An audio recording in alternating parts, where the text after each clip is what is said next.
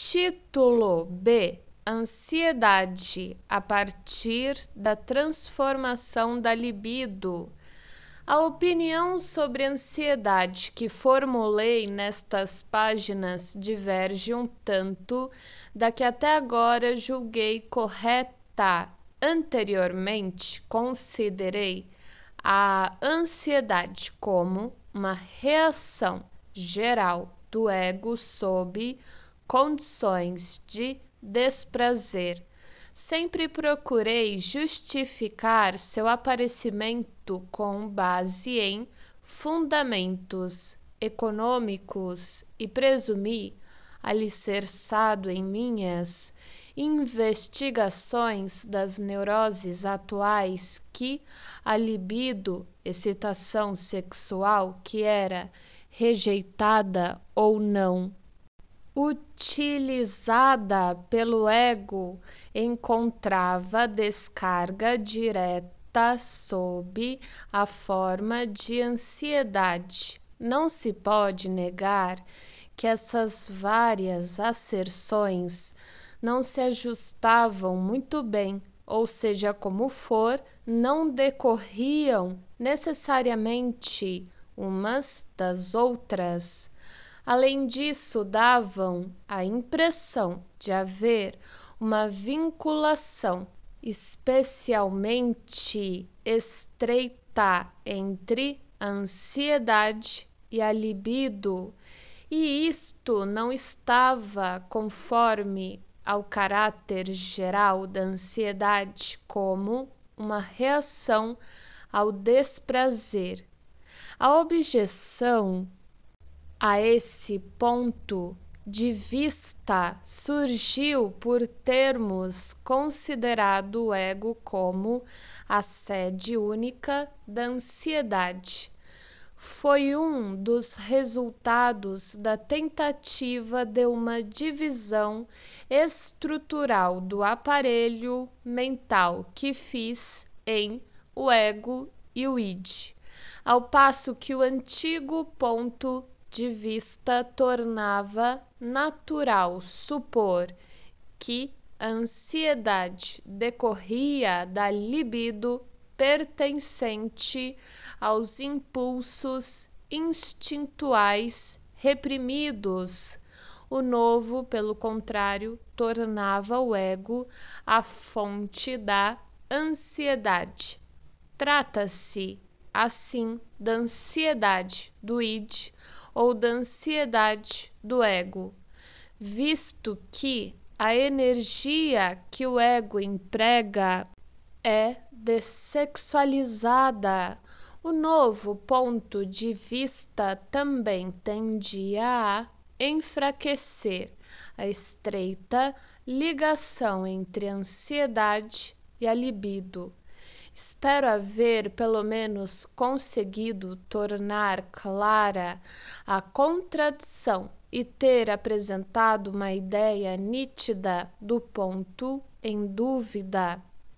A asserção de Henke, que foi originalmente minha, de que a emoção da ansiedade é uma consequência do fato do nascimento e uma repetição da situação então experimentada, obrigou-me a rever mais uma vez o problema da ansiedade.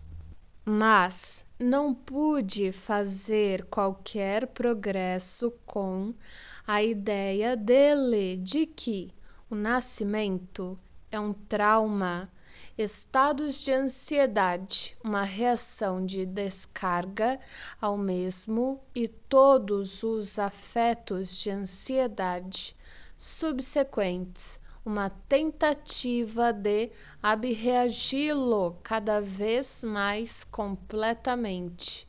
Fui obrigado a partir de volta da relação de ansiedade até a situação de perigo que estava por trás dele. A introdução desse elemento abriu novos aspectos da questão. O nascimento foi encarado como sendo o protótipo de todas as situações ulteriores de perigo que se apoderavam do indivíduo sob as novas condições decorrentes de um modo de vida modificado e um crescente desenvolvimento mental. Por outro lado, seu próprio significado foi reduzido a essa relação prototípica como perigo. A ansiedade sentida ao nascer tornou-se o protótipo de um estado afetivo que teve de sofrer as mesmas vicissitudes que os outros afetos, ou o estado de ansiedade se reproduzia automaticamente em situações análogas à situação original e era assim uma forma inadequada de reação em vez de apropriada, como fora na primeira situação de perigo, ou o ego adquiria poder sobre essa emoção, reproduzia-a por sua própria iniciativa e a empregava como uma advertência de perigo e como um meio de pôr o mecanismo de prazer-desprazer em movimento. Demos, assim, ao aspecto biológico do afeto de ansiedade sua devida importância, reconhecendo a ansiedade como a reação geral a situações de perigo, enquanto endossávamos o papel desempenhado pelo ego como a sede da ansiedade, atribuindo-lhe a função de produzir afeto de ansiedade de acordo com suas necessidades. Assim, atribuímos duas modalidades de origem à ansiedade na vida posterior. Uma era involuntária, automática e sempre justificada sob fundamentos econômicos, e ocorria sempre que uma situação de perigo análoga ao nascimento se havia estabelecido. A outra era produzida pelo ego, logo que uma situação dessa espécie simplesmente ameaçava ocorrer, a fim de exigir sua evitação. No segundo caso, o ego sujeita-se à ansiedade como uma espécie de inoculação, submetendo-se a um ligeiro ataque da doença a fim de escapar a toda sua força. Ele vividamente imagina a situação de perigo, por assim dizer, com a finalidade inegável de restringir aquela experiência aflitiva a uma mera indicação, a um sinal. Já vimos com pormenores como as várias situações de perigo surgem uma após a outra, conservando ao mesmo tempo uma vinculação genética.